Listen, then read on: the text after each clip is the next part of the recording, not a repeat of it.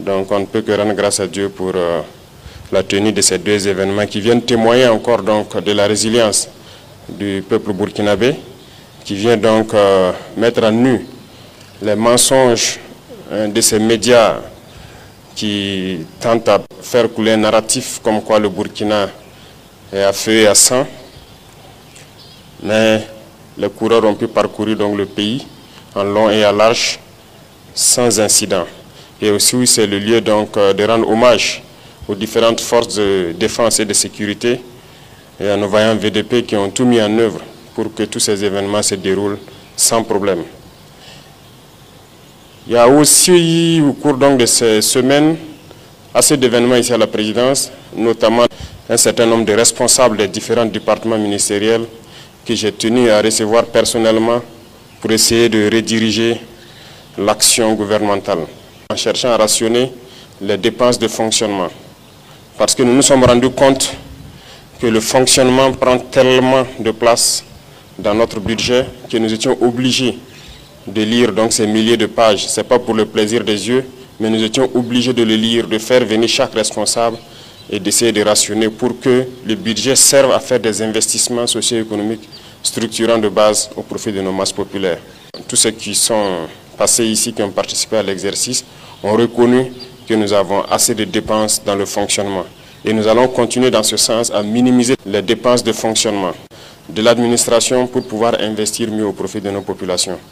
Ceux qui ont compris le message, je pense que c'est le cas pour la plupart, je les invite donc à redoubler d'efforts, à faire en sorte que nous puissions minimiser les dépenses de fonctionnement.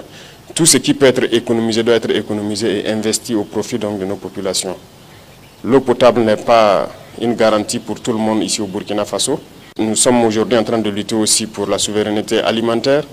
Il y a tellement de défis qu'il faille économiser au maximum pour pouvoir relever ces défis-là. Malheureusement, dans ce contexte, nous nous rendons compte qu'il y a encore des brebis galeuses qui essaient de jouer avec le temps peut-être, mais nous avons passé 2 années à sensibiliser. Et je pense qu'à un moment donné, le peuple même trouvait que nous sensibilisons trop, il fallait passer à l'action. Et à partir d'un moment donné, nous avons décidé de passer à l'acte. Je tiens à vous informer ici que malheureusement, au cours de ces derniers temps, suite donc à une dénonciation sur plainte, nous avons découvert un réseau de malfrats, malheureusement au sein du ministère même de l'action humanitaire. Ce ministère qui était censé donc agir au profit donc des plus démunis, c'est dans ce ministère que des gens se sont permis de détourner de l'argent et des milliards en 2024. Ils ont détourné plusieurs milliards. La police a fait un excellent travail d'enquête qui nous a permis de découvrir beaucoup de biens, des véhicules de luxe, un bon nombre de choses en tout cas qui ont été saisies. Et l'affaire a été transférée donc à un tribunal. C'est pour dire que si nous ne mettons pas du sérieux dans le contrôle, il y aura toujours ce genre de personnes qui croient que tout est permis.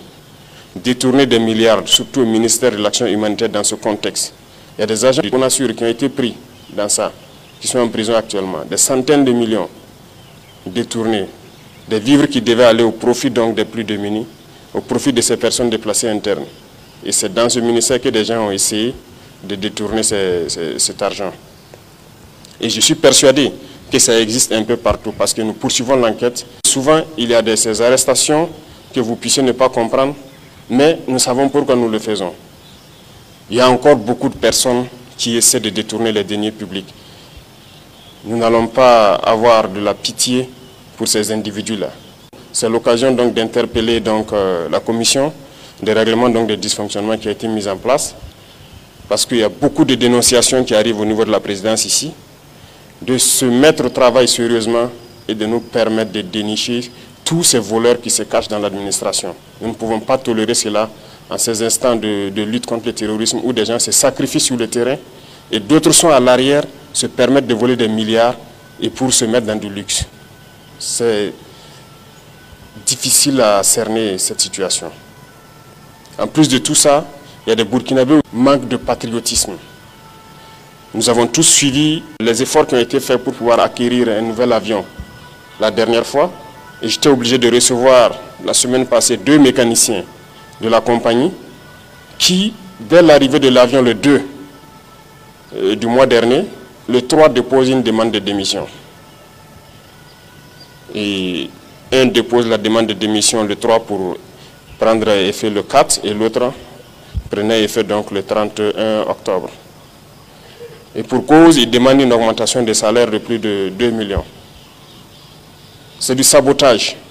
Et je pense que c'est un manque de patriotisme grave. Le conseil d'administration a essayé, vaille que vaille, de les raisonner.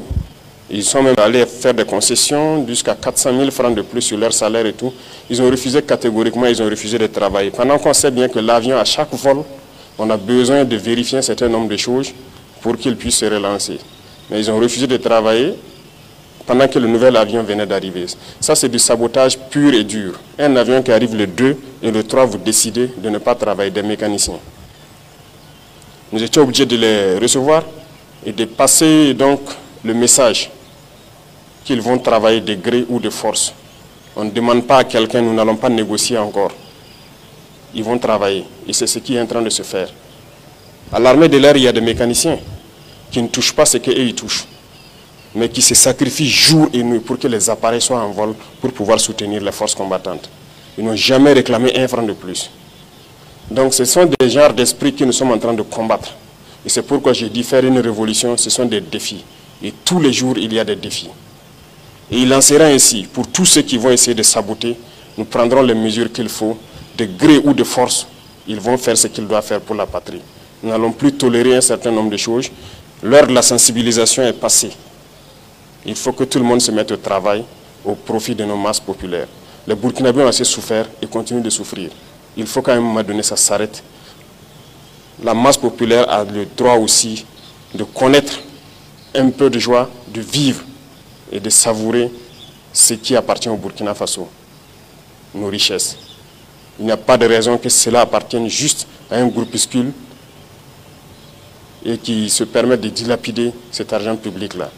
Donc, à travers vous, je vous invite à passer le message dans les différentes administrations, dans les différents départements, et aussi continuer à prendre les dénonciations pour que nous puissions agir de manière efficace. Merci à tous et je souhaite que cette fin d'année soit donc un moment d'intense boulot parce que c'est le moment des bilans, de faire les rétrospectives et de voir qu'est-ce qui a marché au cours de l'année 2024 pour qu'on puisse se projeter de manière assez rigoureuse en 2025 pour relever les défis qui vont se poser à nous. Merci et bonne chance à tous et bonne suite du mois de novembre. Voilà un message du président du Faso livré ce matin même à la traditionnelle montée des couleurs. Le drapeau national captive donc les attentes